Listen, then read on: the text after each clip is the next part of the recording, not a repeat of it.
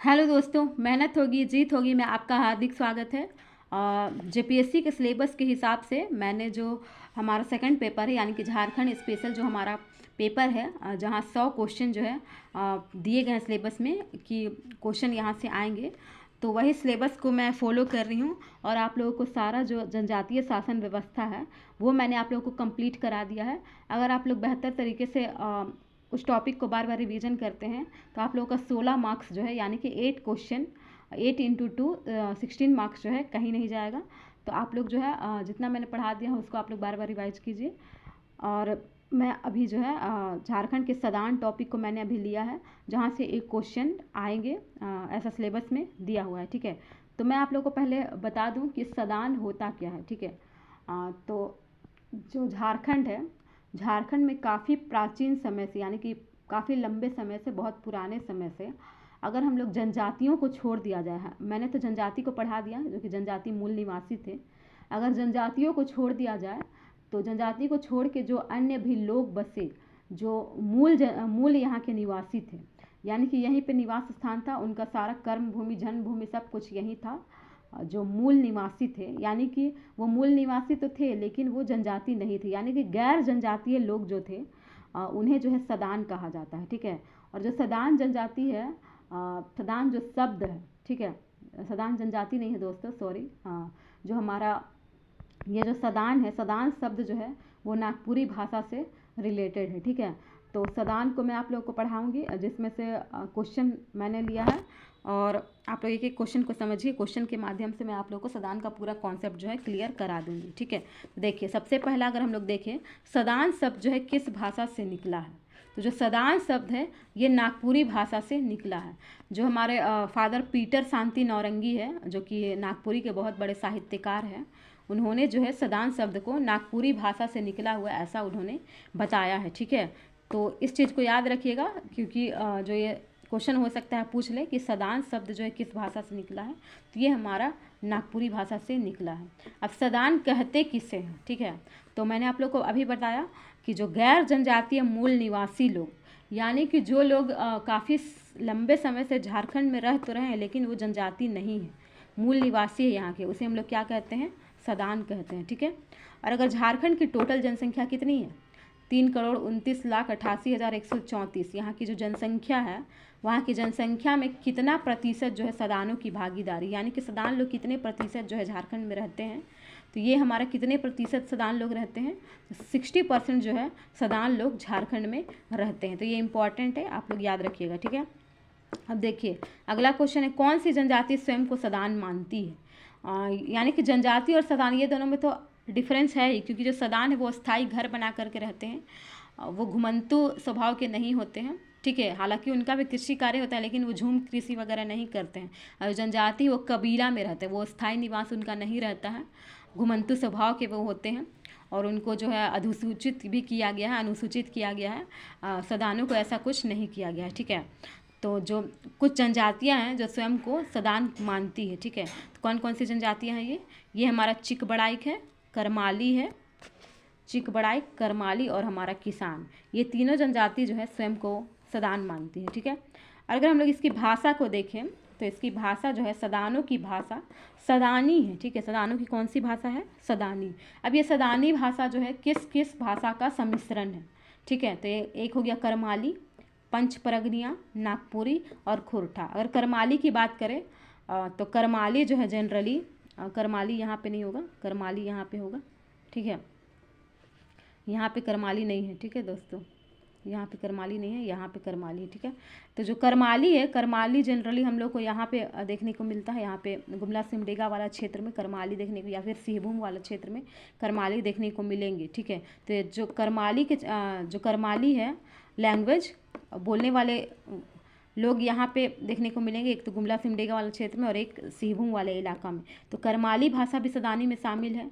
इसके अलावा पंचपरगनिया भाषा कहाँ कहाँ बोला जाता है, तो बुंडू, राहे हो गया, तमाड़ हो गया, इसके अलावा सोना हाथू हो गया, जो ये सब एरिया है वहाँ पे जो है पंचपरगनिया भाषा बोला जाता है। तो एक पंचपरगनिया भी हो गया है हमारा। नागपुरी आप लोगों को पता है दक्षिणी छोटा नागपुर में मेनली जो है नागपुरी बोला जाता है। और खोरठा अगर देखें तो हम लोग जो ये उत्तरी वाला क्षेत्र है या फिर ये पलामू वाला रीजन है, पलामू प्रमंडल या फिर जो उत्तरी छोटा नागपुर का प्रमंडल है, वहाँ पे खोरठा भाषा देखने को मिलता है। तो खोरठा हो, चाहे नागपुरी हो, चाहे पंचपरगनिया हो, चाहे करमाली, ये सभी का सम्मिश्रण हमारा ये सदानी भाषा है, जिसे जो है सदानी लोग बोलते हैं। ठीक है, यानी कि वो केवल नागपुरी ही नहीं बोलते हैं, ये करमाली, पंचपरगनिया, नागपुरी सभी कुछ बोलते हैं। ठीक है, और अगर इनकी पेशा का हम लोग बात करें तो जो इनका पेशा है, इनकी पेशा कृषि मानी जाती है। ठीक है, तो यहाँ से 6 JPSC में क्वेश्चन पूछा था सदानु की जो पेशा है वो क्या है, तो सदानु की पेशा जो है वो कृषि है। ठीक है, वो एग्रीकल्चर पर ज़्यादा डिपेंड है। हालांकि अब जो सदान है काफ़ी सारे सदान जो है व्यवसाय भी कर रहे हैं, जॉब भी कर रहे हैं, बहुत सारे अब तो चेंजेस आ रहे हैं, लेकिन जो हमारा सिलेबस में है, जो हमारा बुक में है, जो हमारे क्वेश्चन आएगा उस हिसाब से हमें पढ़ना होगा, तो क्या हो जाएगा कृषि। ठीक है, और अगर इनके प्रजाति के दृष्टिकोण से अगर हम लोग इसे देखें, यानी कि वो किस किस प्रजातीय समूह में आते हैं, जैसे कि जनजातीय लोग जो है वो प्रोटोस्टेलाइट श्रेणी में आते हैं, तो उसी प्रकार प्रजातीय श्रेणी में कौन कौन आते हैं, तो आर्य में भी ये आते हैं, द्रविड़ में भी आते हैं, और ये ऑस्ट्रिक में भी आते हैं। यानी कि तीनों प्रजातीय का ये सम्मिश्र, जिस प्रकार से 4 भाषाओं को मिलाकर के सदानी कहा गया, उस प्रकार से अगर प्रजाति के दृष्टिकोण से अगर हम लोग बोलें तो प्रजाति के दृष्टिकोण से ये आर्य, ऑस्ट्रिक और द्रविड़ तीनों है। ठीक है, तो याद रखिएगा। अब देखिए अगर हम लोग जाति के दृष्टिकोण से देखें, ये तो हमारा प्रजाति के दृष्टिकोण से, हो सकता है ऐसा पूछ ले, प्रजाति के दृष्टिकोण से सदान को कितने भाग में बांटा गया है, तो प्रजाति के दृष्टिकोण से 3 भाग हो जाएगा, आर्य, द्रविड़ और ऑस्ट्रिक, क्योंकि ये तीनों के गुण जो है उनमें मिलते हैं। प्रजाति के दृष्टिकोण से क्या हो जाएगा, 3, कौन कौन, आर्य, द्रविड़ और ऑस्ट्रिक, आर्य, द्रविड़ और ऑस्ट्रिक। लेकिन अगर जाति के दृष्टिकोण से पूछा जाए कि जातीय दृष्टिकोण से सदानों को कितने भागों में बांटा गया है, तो जातीय दृष्टिकोण से सदानों को 2 भागों में बांटा गया है। एक ऐसा भाग है जो झारखंड से बाहर रहती है, और एक ऐसा भाग है जो केवल झारखंड में ही पाई जाती है। तो झारखंड और अन्य राज्यों में अगर पाए जाने वाले अगर हम लोग सदानों की बात करें, यानी कि जाति के दृष्टिकोण से, प्रजाति के दृष्टिकोण से 3 था, मैंने बताया था, आर्य, द्रविड़ और ऑस्ट्रिक। जाति के दृष्टिकोण से 2 है, तो कौन कौन, झारखंड और अन्य राज्य में अगर हम लोग देखें, यानी कि झारखंड में भी रहते हैं और अन्य राज्यों में भी रहते हैं, वो कौन कौन से जाति हैं, तो ब्राह्मण, आप लोग को पता ही होगा, ब्राह्मण, राजपूत, वे अन्य राज्यों में भी मिलते हैं और झारखंड में ही मिलते हैं। भूमिहार, माली, कुम्हार, कुर्मी, बनिया, सोनार, ठाकुर, ये सब जो झारखंड और अन्य सभी जगहों पर पाए जाते हैं। लेकिन अगर हम लोग देखें केवल झारखंड में, देखिए 7 JPSC में यही क्वेश्चन था, 6 JPSC में था कि सदानों की कौन सी भाषा है, तो कृषि था। सॉरी दोस्तों, जो 6 JPSC में पूछा था सदानों की कौन सा मतलब अर्थव्यवस्था का आधार क्या है, तो कृषि था। और अगर 7th JPSC की बात करें तो 7th JPSC में ऐसा पूछा था, डॉक्टर BP केसरी के अनुसार इनमें से कौन सा जो है सदान नहीं है, कौन सा सदान जातिगत दृष्टि से कौन सदान नहीं है। तो आपको ये सब एक एक चीज़ को ध्यान में रखना होगा, क्योंकि क्वेश्चन डीप में पूछा है, पिछले बार 7th JPSC में पूछा था इनमें से कौन सा जो है सदान नहीं है जातिगत दृष्टि से। तो ये चीज़ को आप लोग याद रखिए, कौन कौन सा जाति के दृष्टिकोण से सदान है झारखंड में, तो बड़ाइक, देसावली, प्रमाणिक, भुइयाँ, पान। एक बार फिर से देखिए, बड़ाइक, देसावली, प्रमाणिक, भुइयाँ, पान। इसके अलावा और बहुत सारा है, जैसे राउतिया, धानु, गुड़ाइत, पाइक, तांती, स्वासी, रक्सैल और लोहड़िया। राउतिया, धानु, गुड़ाइत, पाइक, तांती, स्वासी, रक्सैल और लोहड़िया, सब इंपॉर्टेंट याद रखिएगा। ठीक है, और अगर क्षेत्र विशेष से रिलेटेड, यानी कि कुछ ऐसे सदान जो क्षेत्र में निवास करते थे और उसी क्षेत्र के आधार पर वे आ गए हैं, तो उन्हीं क्षेत्र के स्तर पर जो है उनका जो है नाम पड़ गया, जैसे गौड़, ठीक है, तिरहुतिया, पूरबिया, पश्चिमिया, दक्षिणाहा, अवधिया, कनौजिया, ये सब क्षेत्र विशेष से रिलेटेड। तो ये डीप में पूछा था पिछले बार, तो हो सकता है फिर से पूछ ले, आप लोग नॉलेज रखिए, क्योंकि मेंस के सिलेबस में भी है। तो आप लोग को जाति के दृष्टिकोण से अगर सदानों को बांटना होगा, तो जाति के दृष्टिकोण से आपको सदानों को बांट करके लिखना ही होगा। प्रजाति के दृष्टिकोण से तो आप आर्य, द्रविड़ ये सब लिख सकते हैं, लेकिन जाति के दृष्टिकोण से ही बांटिएगा तो आपको ये लिखना होगा, क्योंकि मेंस में जब तक आप लोग ये सब चीज़ों को मेंशन नहीं कीजिएगा तो मार्क्स बढ़िया नहीं आएगा। ठीक है, अब देखिए सराक से आप क्या समझते हैं, यानी कि सराक क्या है, तो जैन धर्म से प्रभावित ऐसे सदान जो सूर्यास्त के पास भोजन नहीं करते हैं, सूर्यास्त यानी कि सनसेट के बाद वो खाना नहीं खाते हैं, और इसके अलावा मांस मछली का भी सेवन नहीं करते, यानी कि उनमें जैन धर्म का प्रभाव है। अगर धर्म के हिसाब से अगर हम लोग सदानों को देखें तो मुस्लिम भी मिलेंगे आप लोग को, हिंदू भी मिलेंगे, कुछ क्रिश्चियंस भी मिलेंगे और कुछ जैन धर्म से भी प्रभावित मिलेंगे, क्योंकि जो ये सदान कौन है, सदान जो है मूल जनजातीय लोग तो है, लेकिन कहीं से आके तो ये बसे ही ना है, मूल है लेकिन काफ़ी पहले बसे हैं। जैसे कि अगर हम लोग देखें तो फनी मुकुट राय है जो मुंडा जनजाति है, मुंडा जनजाति के बाद मुंडा वंश के पश्चात जो है जो फनी मुकुट राय जो थे, यानी कि जो नाग वंश की स्थापना जो उन्होंने किया था, नाग वंश जो चला था, तो उनको जो है प्रथम सदान ऐसा माना जाता है। उसके बाद जो सल्तनत काल हो गया, फिर मुग़ल काल हो गया, उसमें मुस्लिमों का आगमन हुआ। जो आधुनिक काल में जो हमारे ईसाई लोग हैं वो लोग धर्म प्रचार करने के लिए आए, तो ये लोग जो आए ये लोग भी सदान ही माने जाएंगे। तो इसलिए धर्म का भी सम्मिश्रण इसमें देखने को मिलता है, ठीक है।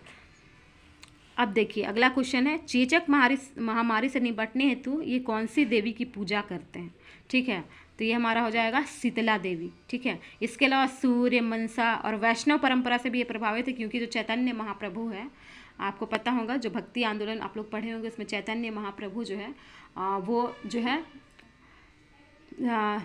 झारखंड में जब आए थे उस दरमियान जो वैष्णव परंपरा का भी इन पर प्रभाव पड़ा था, ठीक है।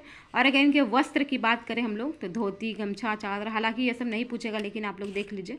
आभूषण, हाँ आभूषण पूछ सकता है, क्योंकि जब जाति पूछा है तो आभूषण पूछेगा। और जाति पूछा था तो कैसे पूछा था कि बीपी केसरी के अनुसार, यानी डॉक्टर बीपी केसरी के अनुसार कौन सदान नहीं है, ऐसा पूछा था। तो आभूषण भी ऐसे ही पूछ सकता है। तो कौन कौन आभूषण है इनके, पोला, कंगन, बिछिया, बुलाक, नथिया, बेशर, करण, कंटिका, क्योंकि आभूषण से ये पूछता है।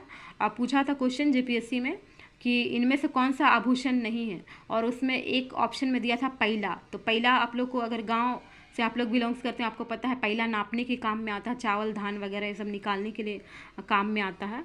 तो पैला उसका आंसर नहीं होता। तो देख लीजिए आभूषण कौन कौन होता है। तो पोला, शंखा पोला तो पता ही होगा, कंगन, बिछिया पता ही होगा, बुलाकी जो नाक में पहना जाता है, नथिया हो गया। अब कुछ कुछ नए हैं, जैसे बेसर, करण, कर्णिटिक, कंटिका, हो सकता है ये सब कान में पहनने वाला हो, मुझे भी नहीं पता है क्या है, लेकिन ये सब आभूषण के नाम है, याद रखिए, क्योंकि यहाँ से पूछ देता है डीप में। बेशर, करण, कंटिका, ठीक है। अब देखिए सदान जो है किस धातु के बर्तन को घर में रखना समृद्धि का प्रतीक मानते हैं। पहले मैं आप लोगों को बता दूं कि जो सदान है वो मिट्टी का बर्तन का भी यूज करते हैं, पत्ता वगैरह जैसे कि साल सखुआ का पत्ता वगैरह होता है, धुना पत्तल वगैरह, उसका भी यूज करते हैं। मिट्टी के बर्तन अभी भी आप लोग को सदानों के घर में मिल जाएंगे।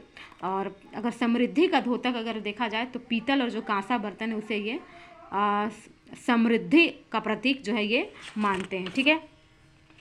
अब देखिए इसका जो वंश है, यानी कि जो सदानु का वंश है वो कैसा है। तो सदानु का जो वंश हमारा है वो पितृसत्तात्मक माना जाता है, यानी कि पिता के वंश पर, पिता का सत्ता, यानी कि माता के आधार पर इनका वंश नहीं चलता है, पिता के नाम पर इनका वंश चलता है, नाम चलता है, सत्ता भी पिता को ही दी जाती है, ठीक है।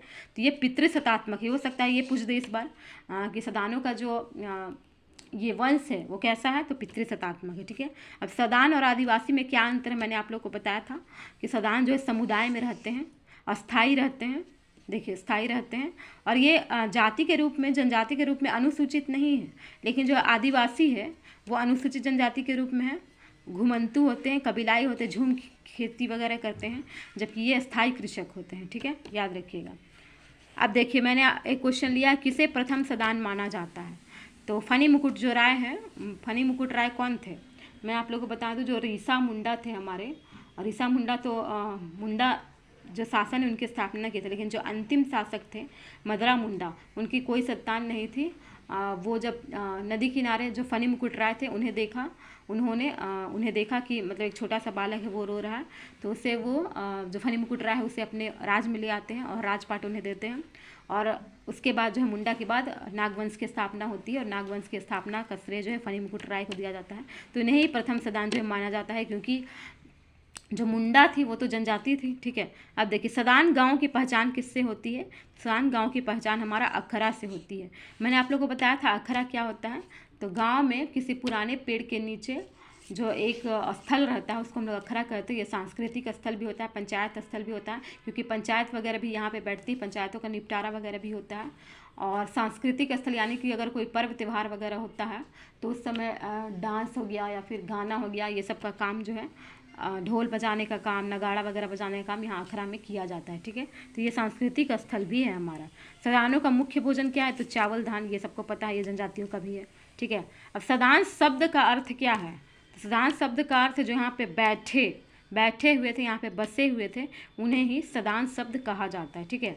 और वन में रहने वाले जो यानी कि जो सदान है उनको कबूतर नामक पक्षी से जो है तुलना किया गया, यानी कि बताया गया है, समझाया गया है कि जो वन परेवा, परेवा मतलब कबूतर होता है, जो वन में रहने वाला परेवा होता था उसको वन में बसने वाला कबूतर कहा जाता था, और सद परेवा यानी कि घर में रहने वाला कबूतर। तो आप लोग को ऐसा पूछ सकता है जो सदान शब्द का अर्थ लिया गया उसमें किस पक्षी का मतलब ये जिक्र किया गया, तो क्या हो जाएगा? कबूतर। ठीक है, कबूतर हो जाएगा।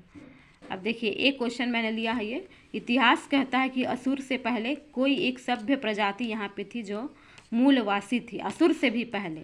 ठीक है, असुर से भी पहले ऐसा माना जा रहा है। हालांकि प्रथम सदान कहीं कहीं पे फनी मुकुट राय मिलता है, लेकिन आप लोग को तो पता ही है कि असुर जनजाति को पराजित करके मुंडा राज की स्थापना हुई है। तो असुर से पहले भी कुछ लोग यहाँ पे रहते थे जो कि जनजाति नहीं थे, तो वो लोग सदान थे। तो हो सकता है ऐसा घुमा के क्वेश्चन पूछे कि इतिहास कहता है असुर से पहले एक सभ्य प्रजाति थी, वो कौन थी? तो क्या थी? सदान। ठीक है। अब देखिए बाहर से आकर बसने वाले लोगों को क्या कहा जाता था? दीकू। तो मैं आप लोग को बता दूं, हो सकता है आप लोगों से मेंस में भी ऐसा पूछ सकता है, क्या सदान लोग दीकू है? क्योंकि वो मूल निवासी तो है, लेकिन सल्तनत काल में, मुगल काल में जो भक्ति आंदोलन चला था उस काल में, फिर अंग्रेज के काल में वो यहाँ पे आए थे। ठीक है, तो उन्हें हम लोग दीकू नहीं कहेंगे सदानों को, क्योंकि दीकू का अर्थ क्या होता है? आदिवासियों के जीवन में दिक्कत पैदा करने वाले लोगों को दीकू कहा जाता है। ठीक है, तो दीकू जो है वो तो बाहरी लोग हैं, यानी कि जो जमींदार है या फिर जो शोषणकर्ता वगैरह है, जो बड़े बड़े जो जमींदार होते हैं वही लोग को दीकू कहा जाता है। ठीक है, अब वो जो दीकू है वो आदिवासियों के जीवन में मतलब उन्हें उनका बहुत शोषण करते थे, उन पर कर पे कर लगाते थे, उनका धर्म परिवर्तन करना या फिर उनके जो अधिकार हो उनको अधिकारों को छीनना, उनकी न्याय व्यवस्था को हटाना, ये काम करते थे। तो सदानों ने कभी ऐसा काम नहीं किया, क्योंकि जो सदान है वो हमेशा से उन्होंने संस्कृति यानी कि जो सदानों की संस्कृति वो हमेशा से आदिवासियों की संस्कृति से मिलती जुलती है, क्योंकि वह आदिवासियों के पर्व त्यौहार को ही मनाते हैं, जैसे कर्मा, सरहुल, सोहरा, ये सब सदान भी मनाते हैं। इसके अलावा हिंदुओं के फेस्टिवल्स को भी सदान जो है मनाते हैं। ठीक है, तो हम लोग सदान को दीकू नहीं कह सकते हैं। क्यों नहीं कह सकते हैं? कि सदान जो हमेशा जनजातियों के साथ मिलजुल कर रहे, यहाँ पे जो भी विद्रोह हुए हैं, कोल विद्रोह हो, चाहे हमारा मुंडा विद्रोह हो या फिर संथाल विद्रोह, ताना भगत, कोई सा भी विद्रोह है, वहाँ पे सदानों ने भी जनजातियों के साथ साथ सदानों ने भी बढ़ चढ़ कर हिस्सा लिया है। तो सदान को हम लोग दीकू नहीं कह सकते हैं, बल्कि आज जो है सदान और जो आदिवासी उनमें कभी कभी उनका जो संस्कृति ऐसा मिल गया है कि उनमें कहीं कहीं पहचान करना ही मुश्किल हो जाता है। ठीक है, तो ये दीकू नहीं है। तो आई होप आप लोगों को जो सदान है, सदान से जुड़ा हुआ सारा कॉन्सेप्ट जो है क्लियर हुआ होगा। तो आप लोग इसे रिवीजन कीजिए। थैंक यू दोस्तों।